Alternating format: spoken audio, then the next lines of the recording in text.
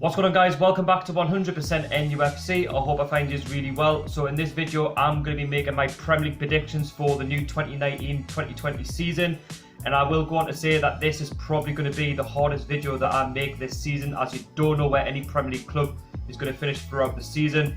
And don't judge us for where I put every club, whether I put you in the Champions League spot, the Europa League spot, the top 10, the middle of the table, just surviving relegation, or even in the relegation picture, because it's tough to know where anybody's going to finish. If you want to put your comments in down below, please do. That would be massively appreciated.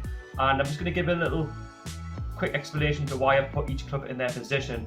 Now, if you are enjoying the video, don't forget to hit the like button, subscribe if you're new. That would be massively appreciated. Now, let's get into the video. So in 20th place, I've gone with Sheffield United. Now, they have strengthened a bit, but they haven't strengthened too much. They haven't got a lot of Premier League experience in their squad. The one that I can think of on the top of my head was Phil Jagielka from Everton. He's an experienced centre-back, but is he going to be enough there to keep Sheffield United in the Premier League? I mean, Chris Wilder, the manager, he's quite new to the league as well. He's unknown. So I think it could be a case of they might struggle to win games. That's why I'm going to put them bottom. In 19th place, I've gone with Brighton and Hove Albion. Now, this is going to be controversial because they've sacked Chris Hughton.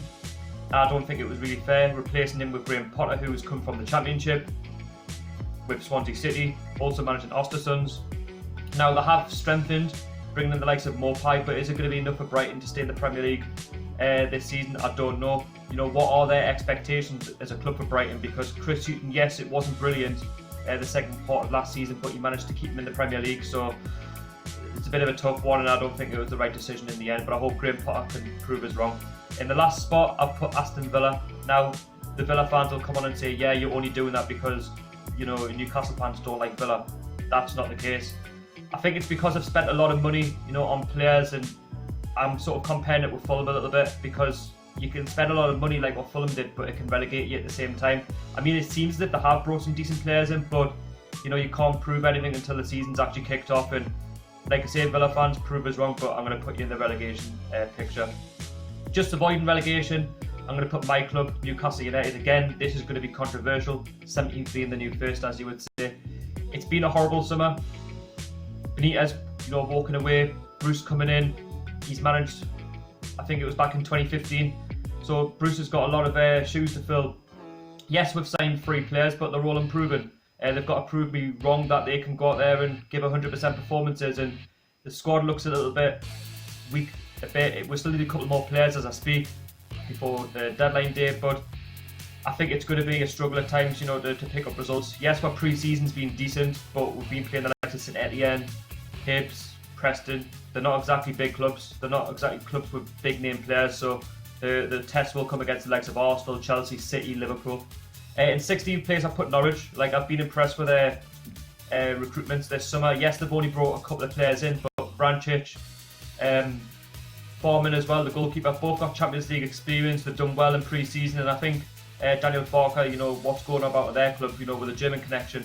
I think they could have a good season. I think Carrow Road could be the reason why they stay up this season. 15th, I've gone with Burnley. You know, typical Burnley, Sean Dyche football. They've got a good squad there, you know, with players that have experience, like Chris Wood. And Burnley always seem to do well towards the end of the season. So I have to say, I think due to their experience, they're going to stay up. In 14th place, I'm going with Southampton. I think they're going to finish a little bit higher than they did last season under Ralph Hasenhüttl. He has strengthened with the likes of Che Adams from Birmingham, and I think that they're going to have a better season in terms of winning games at home. They've also signed Danny Ings from Liverpool, so that's another good recruitment for them. 13th place, I've gone with Crystal Palace. Now, losing Wan-Bissaka was huge, and bringing in Gary Cahill was a good signing to sort of replace him, but he's got the experience, you know, from Chelsea. As for Crystal Palace, you know, it all goes down to Zaha. You know, if they lose Zaha on deadline day, then I think they could even finish lower than 13th, but I think, you know, for them, they could have a decent season. In 12th place, I'm going with Watford. Again, very similar to Crystal Palace. They have got some decent players in there, such as Troy Deeney. They're very good when it comes to winning the home games, and I think they will finish a little bit lower than last season. I think they end up finishing 11th in the end, but I think they will have some competition for that top 7, so I think Watford will be around about the 12th place mark. In 11th place, I'm going with Bournemouth. I think Eddie Howe, quality manager, you know, not the biggest club in the world, you know, they have made some decent signings, and Bournemouth, again, they do quite well at home. They're very good away from home as well. They sort of get like mixed bag of results, but they've got a good squad there that's capable enough of keeping them in the Premier League for the new season. In 10th place, I'm going to go with Wolves. The reason why I'm putting them 10th after finishing 7th the season before is because they're in the Europa League, and we all know that too well, that when you've got Europa League football and you're battling with the Premier League and the FA Cup, the League Cup, it's going to take its toll, on Wolves. Yes, they have made some good signings and they have got some good players, but I think it's going to be a bit too much for them. But I think a 10th place finish for their second season in the Premier League with European football is a good thing for them. In 9th place, I'm going to go with West Ham United. I think Pellegrini is a good manager, but I haven't been impressed with that pre-season. I still think they need to strengthen in a few areas. But they have got a good squad, and I think they're quite good at the London Stadium as well. So I think there's going to be better clubs up there than West Ham to go on and finish in that 7th place spot. In 8th place, I'm going to go with Leicester City. Now, it was a battle between them and Everton for the 7th spot, but because they lost Harry Maguire the other day, I think that could be huge. Yes, they have made some good signings in Tielemans, Perez from Newcastle, just to name a few. They've got a very good squad on paper. And, I want Leicester to go out and prove us wrong. That they're a good side at home, they're a good side away from home. They play some great football. Brendan Rodgers had them playing some good football when he took charge of the second half of the Premier League season last season. But yeah, it's all about going out and proving us wrong. Everton, I think they've got the experience, that's why I put them in 7th. They've got a good squad, they've got a good manager. They've had a decent pre-season as well, as far as I'm aware. And yeah, they've got some good players as well to go on and try and get that 7th spot, but I think it could be the battle between them and Leicester City. Now, in 6th place, I've gone with Chelsea. The reason being, Frank Lampard, he's unproven. Yes, he's a legend at Chelsea, and I'm glad he's kind of got a chance to manage the football club. But they're under a transfer embargo. They've got to try and gel some players in that were maybe unfavoured last season under Sarri and managers gone by. And I think, they've had a decent pre-season from what I've seen, but they have been leaking in goals, which could be a concern for them. And I think the transfer embargo could be the reason why they don't finish any higher than 6th. Now, in 5th place, I've gone with Arsenal. I think getting rid of Koscielny for me is a big mistake. I know he wants to leave. Pepe got to prove us wrong. But they have got a good attack in Lacazette, Aubameyang, Ozil. I did have Arsenal to win the league last season, which was I wish I didn't. Now it was a bit of a regret.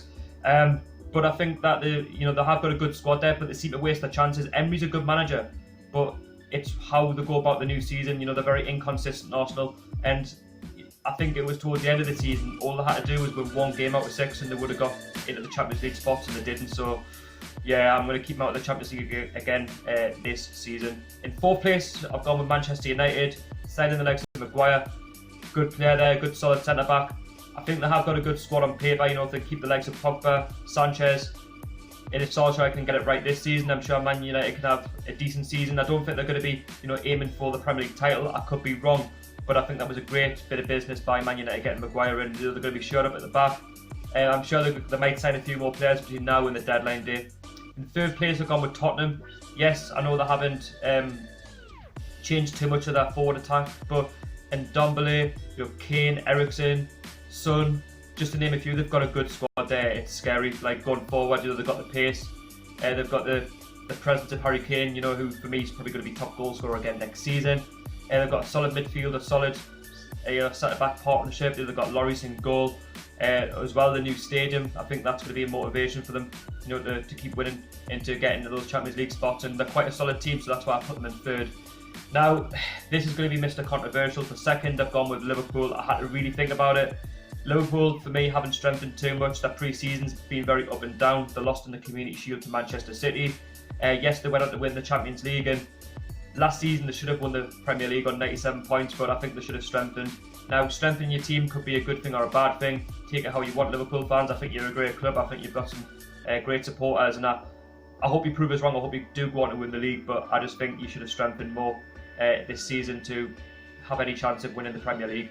And last but not least, Manchester City. I think they're going to win the Premier League. No question. They've got a good squad there. Pep Guardiola knows what he's doing. They've got some new players in, such as Rodri. Of course, it could be a good thing or a bad thing if you strengthen.